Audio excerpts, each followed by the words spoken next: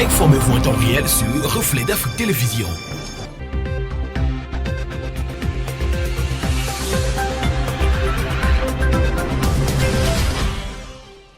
Madame, Monsieur, bonsoir. Le rendez-vous de l'information ce soir sur Reflet d'Afrique Télévision. Les titres du 20h de ce 12 juin 2020. 3 militaires camerounais, selon les sources militaires, viennent d'être inculpés de l'assassinat en février dernier de civils, dont 10 enfants dans la partie anglophone du Cameroun. Un massacre qui avait déclenché un tollé international contraignant le pouvoir de Yaoundé d'admettre la responsabilité de ces soldats pourtant longtemps niés. La propagation de la pandémie du coronavirus au Cameroun prend de plus en plus d'ampleur. À ce jour, tous les secteurs d'activité subissent des effets de cette pandémie ravageuse. En visioconférence hier jeudi avec le Premier ministre, chef du gouvernement, le ministre de la Santé publique Manaouda Malachi a présenté la situation épidémiologique du pays. En République démocratique du Congo, 20 ans de prison requis contre Vital Kamerhe, le directeur du cabinet du président Félix Tshisekedi, est accusé de détournement de deniers publics. La réquisition du parquet est tombée hier jeudi. Vital Kamerhe est jugé avec 2 co-accusés pour les mêmes motifs. Madame, Monsieur, voilà pour les titres de ce journal.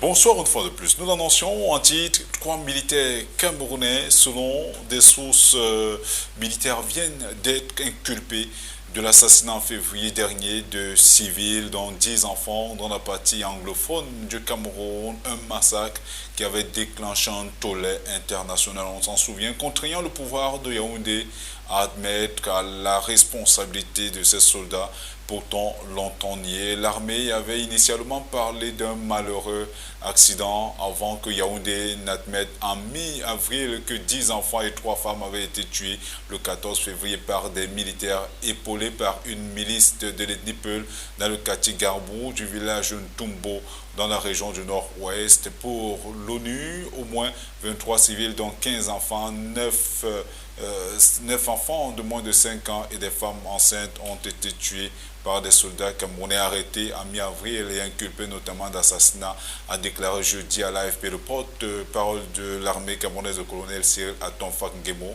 Le massacre avait provoqué un tollé international, nous soulignons, et notamment l'intervention de la France, alliée de Yaoundé et ancienne puissance coloniale. Le président Emmanuel Macron avait dénoncé des violences intolérables et promis de mettre le maximum de pression sur le chef de l'État Paul Biya au pouvoir, soulignons-le, depuis 37 ans, lequel avait ordonné une enquête. Depuis près de 3 ans, des groupes séparatistes et l'armée s'affrontent dans les régions camerounaises du nord-ouest et du sud-ouest où vit l'essentiel de la minorité anglophone, dont une partie estime marginalisée par la majorité francophone du pays. La propagation de la Covid-19 au Cameroun prend de plus en plus de l'ampleur. À ce jour, tous les secteurs d'activité subissent des effets de cette pandémie ravageuse. En visioconférence hier jeudi avec le Premier ministre, le chef du gouvernement, le ministre de la Santé publique Manaouda Malachi a présenté la situation épidémiologique du pays. Les détails dans cet élément de Roméo Kamta. Hier jeudi 11 juin 2020, le ministre de la Santé publique Manaouda Malachi a présenté les derniers chiffres de la pandémie dans notre pays. Le Premier ministre, chef du gouvernement, a procédé le même jour à l'évaluation de la riposte gouvernementale contre le coronavirus. Pendant la dite rencontre, Joseph Diongouté a échangé par visioconférence avec Manaouda Malachi, le ministre de la Santé publique. Le patron de la santé en a profité pour présenter les chiffres de la pandémie dans notre pays. Le Cameroun a enregistré hier 8743 cas déclarés de coronavirus, notamment avec 5474 personnes guéries et 270 décès. Le taux de létalité est à ce jour de 3%. Le Cameroun, berceau de nos ancêtres, est le 4e pays le plus touché en Afrique subsaharienne. Il est derrière l'Afrique du Sud, le Nigeria et le Ghana. En Afrique centrale, le Cameroun est le principal foyer de contamination. Malgré le nombre en hausse de malades, le gouvernement camerounais garde la même ligne de communication. Pour Yaoundé, la situation est sous contrôle. Le gouvernement mise surtout retour sur l'urgence pour les populations de respecter les mesures barrières. Il s'agit notamment de laver ses mains avec de l'eau et du savon, une solution hydrologique. Le port du masque est obligatoire dans les lieux publics, mais triste est de constater que tous les citoyens qui circulent dans les rues ne portent pas de masque. Un laissez-passer dû au laxisme des pouvoirs publics camerounais. Cette inertie entraîne malheureusement la hausse du nombre de contaminations. Plus que jamais, l'heure est à une prise de conscience collective où l'État refuse de réprimer. Le professeur émérite de droit constitutionnel Joseph Ouna a prêté serment en qualité de nouveau membre du Conseil constitutionnel ce vendredi 12 juin 2020 à Yaoundé devant le Parlement réuni en congrès. L'ancien membre du gouvernement a été nommé au sein de la haute juridiction par décret présidentiel le 15 avril 2020. À cet effet, la cérémonie était conduite par Kavaye Guédibré, le président de l'Assemblée nationale, âgé de 75 ans. Joseph Ouna est professeur émérite de droit constitutionnel et a occupé de hautes fonctions universitaires. Il a notamment été membre du gouvernement et entre 2013 et 2015, il a géré le comité de normalisation de la Fédération camerounaise de football avec des fortunes diverses. Avec cette prestation de serment, il entame ainsi une nouvelle carrière dans l'une des plus prestigieuses institutions du Cameroun. Il remplace à ce poste Fumana Kane, décédé en janvier 2019. En éducation, toujours au Cameroun, le gouvernement vient d'octroyer une enveloppe de 6,5 milliards de francs CFA au secteur privé. Il s'agit du reliquat de la subvention destinée à l'enseignement. De cette subvention mise en paiement par le Paul Moutazé, le ministre des Finances, vise à alléger des charges liées au fonctionnement des établissements privés laïcs et confessionnels. Lutte contre la Covid-19, le Canada au chevet du Cameroun, le pays met à la disposition du gouvernement camerounais la somme de 10 millions de dollars canadiens. La promesse a été faite le 9 juin dernier à Yaoundé par le Haut Commissariat du gouvernement ou au gouvernement du Cameroun. Richard Ball c'était au terme d'une rencontre avec le ministre des Relations extérieures, le jeune Bélan Béla. L'occasion a aussi été donnée aux uns et aux autres de parler de l'apport du Canada dans la lutte contre la Covid-19 au Cameroun et l'assistance humanitaire. La série consacrée à l'adoption des comptes administratifs des communes de département, notamment ceux de la Benoué, poursuit son bonhomme de chemin. Les conseils municipaux de la commune de Bibemi, arrondissement situé à 70 km de la capitale régionale du Nord, ont validé à l'unanimité le compte administratif du maire et le compte de gestion du receveur municipal. C'était au cours d'une session dirigée par Armand Yedi, le nouveau maire de la commune. Le reportage de Justin Armand Bougny. La séance de travail à caractère diagnostic des dépenses et des recettes était semblable à une plateforme qui a permis à cette nouvelle équipe, dirigée par Armand Yedi de la commune de Bibemi, de définir les stratégies qui lui permettront de se donner les moyens pour faire face aux multiples défis qui les attendent. Pour cette session, 2 points étaient inscrits à l'ordre du jour. En premier point, l'examen et l'adoption du compte administratif du maire et celui de la gestion du receveur en second point. Examen et adoption des projets de délibération municipale.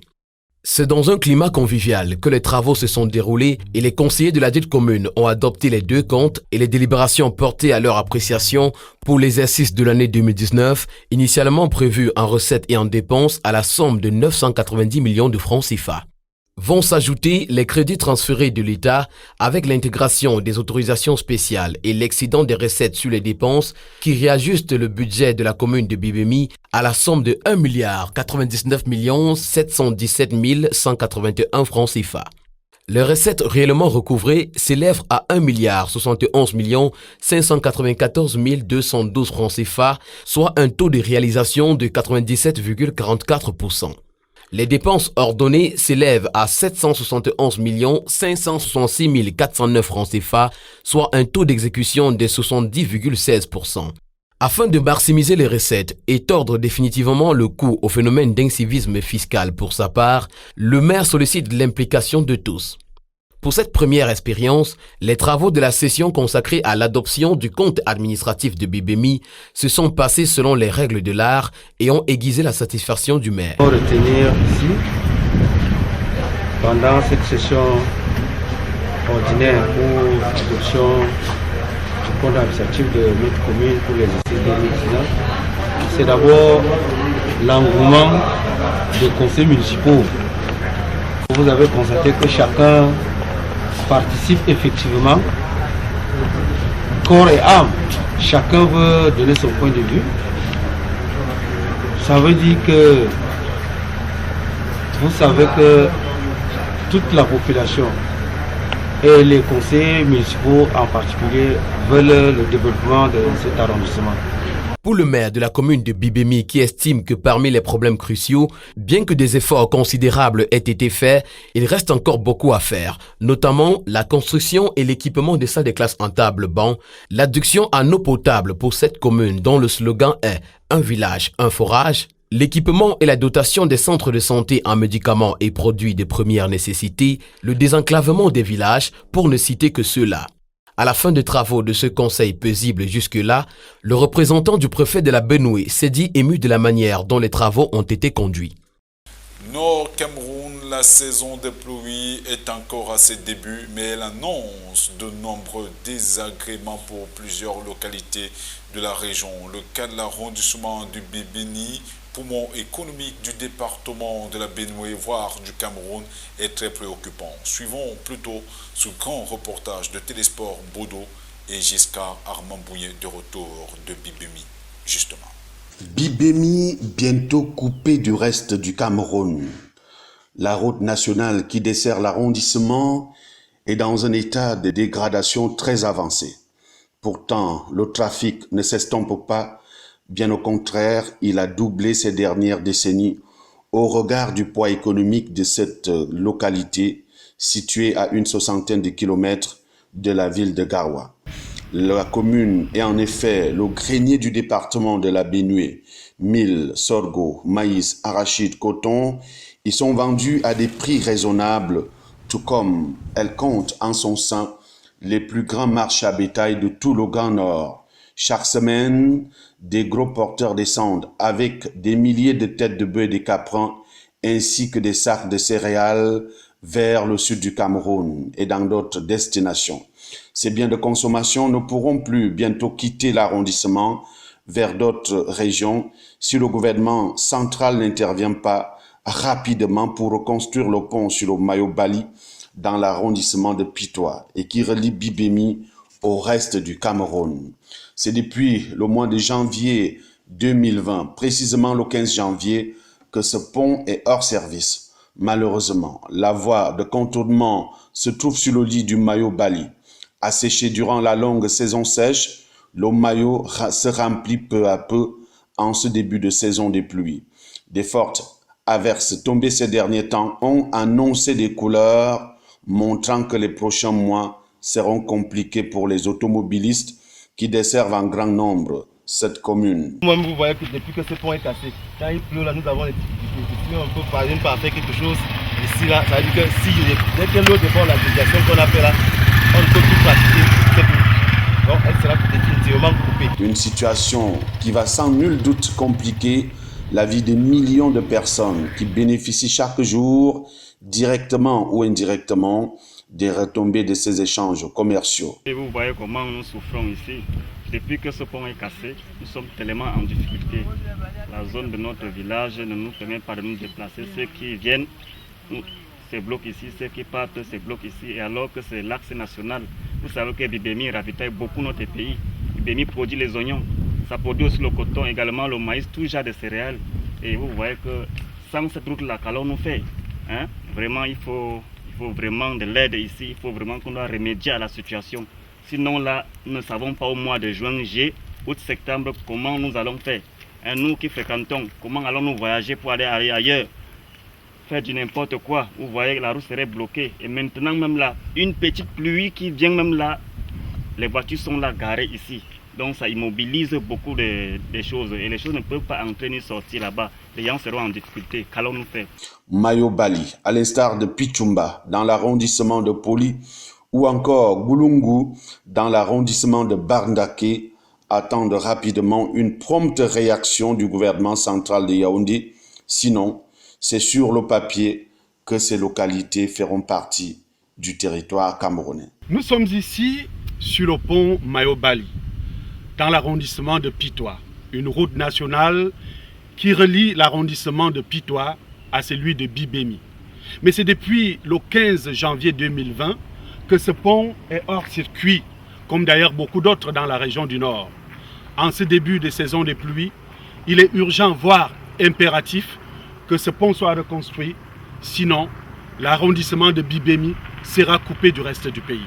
Lutte contre la Covid-19 dans la région de l'extrême nord au Cameroun, un atelier de renforcement des capacités des journalistes s'est tenu récemment à Maroua. Cette rencontre visait à renforcer les capacités des hommes de médias dans le but de les aider à améliorer leur communication sur la pandémie du nouveau coronavirus. Cette rencontre, soulignons-le, était organisée par la délégation régionale de la santé publique pour l'extrême nord en collaboration avec son partenaire l'OMS, Amidou Kaou et Lesline Fumba étaient de la partie, leur reportage. Les hommes de médias de la partie septentrionale du pays ont vu leurs capacités renforcées dans la lutte contre la pandémie de la COVID-19. C'est à travers un atelier de renforcement de capacités organisé par la délégation de la santé publique de l'extrême nord en collaboration avec l'Organisation mondiale de la santé au moment où 3 départements de la région sont touchés par cette pandémie.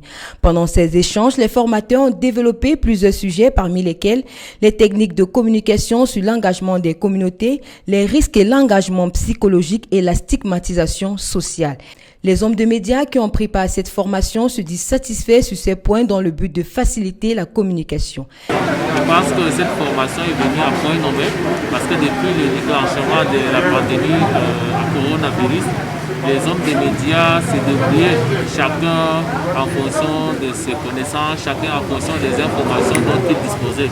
Et je pense qu'aujourd'hui, cette séance de formation a permis quand même d'harmoniser un certain nombre de points de vue sur la manière de communiquer sur la maladie, puisque aujourd'hui c'est une maladie qui a un caractère stigmatisant. Et je pense que la séance de formation a permis de lever ce genre de préoccupations, nous a permis d'avoir des éléments de langage que nous pouvons utiliser pour atténuer au maximum la stigmatisation liée à la maladie. Nous sommes aussi des acteurs clés dans la lutte contre la propagation de cette maladie.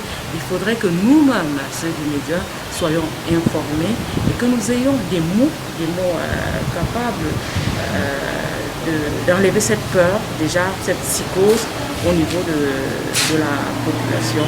Et aussi de cette manière que la population est en train de prendre le Covid-19. Alors, sur le plan psychosocial, ces personnes qui sont testées positives en ont vraiment besoin. Et nous-mêmes, on en a besoin, surtout sur le plan psychologique. Cette séance de formation tenue dans la salle des actes de la commune de Garoua 1er a également permis aux hommes de médias à mieux connaître la dangerosité de la pandémie. Désormais, ils sont mieux outillés pour bien exercer leur métier pendant cette guerre contre la COVID-19. La région compte 62 cas positifs au coronavirus à ce jour. En République démocratique du Congo, 20 ans de prison requis contre Vital Kamerhe, le directeur du cabinet du président Félix Tshisekedi est accusé de détournement de deniers publics. La réquisition du parquet est tombée hier jeudi dans le procès de corruption dans lequel il est empêtré avec 2 co-accusés pour le même motif. Thierry Blanchard-Sop nous en dit plus. La réquisition du parquet est tombée ce jeudi dans le procès de corruption dans lequel est empêtré Vital Kamerhe. Ce jeudi, le procureur a requis 20 ans de travaux forcés en prison et 10 ans de déchéance de ses droits civiques à l'encontre de M. Kamerhe, jugé avec 2 co-accusés pour le détournement de fonds publics. Par ailleurs, la même peine de 20 ans a été requise contre un de ses co-accusés, l'entrepreneur libanais Jamal Sami, que le parquet souhaite voir quitter le territoire congolais à l'issue de sa peine. Ils sont jugés en compagnie d'un 3e accusé, Jano Mouhima, fonctionnaire de l'État, qui était chargé du service import-export à la présidence de la République. Le parquet a également demandé la confiscation des fonds sur les comptes bancaires de l'épouse de M. Kamerhe, de la fille de celle-ci et d'un cousin de l'accusé, ainsi que la confiscation des propriétés immobilières acquises avec les fonds détournés pendant la période allant de janvier 2019 à ce jour. Vital Kamerhe, qui est accusé d'avoir détourné 50 millions de dollars de fonds publics, est un ancien président du Parlement et directeur du cabinet du président Félix Tshisekedi. Nouveau naufrage de migrants en Méditerranée. Après 3 jours de macabres recherches, 52 corps ont été retrouvés au large de la Tunisie, pour la plupart des migrants originaires d'Afrique subsaharienne, après le naufrage de leur embarcation clandestine en route pour l'Italie. Cette nouvelle tragédie en Méditerranée est intervenue après une importante hausse de départ de Tunisie vers l'Europe, notamment de personnes originaires de l'Afrique de l'Ouest, selon l'Organisation des Nations Unies.